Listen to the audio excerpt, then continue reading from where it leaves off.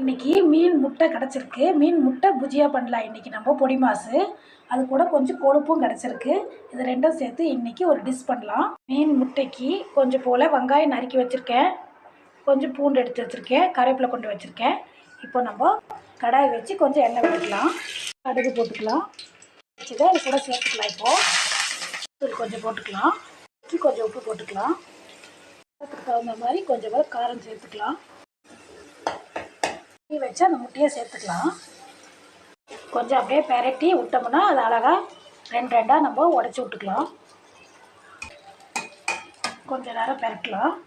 இந்த கொழுப்பு இருக்குள்ள அதுலேயும் இதை சேர்த்துக்கலாம். அது கொஞ்சம் வெந்த அப்புறம் கொஞ்சம் நேரம் மூடி வைக்கலாம். கருவேப்பிலை போட்டுட்டு நல்லா வாசமாக இருக்கும். மீன் முட்டை ரெடி ஆகிடுச்சி. மேலே கொத்தமல்லி போட்டுட்டு நம்ம ஸ்டவ் ஆஃப் பண்ணிக்கலாம். இது போல் ஒரு வாட்டி டேஸ்ட் பண்ணுங்கள், நல்லாயிருக்கும்.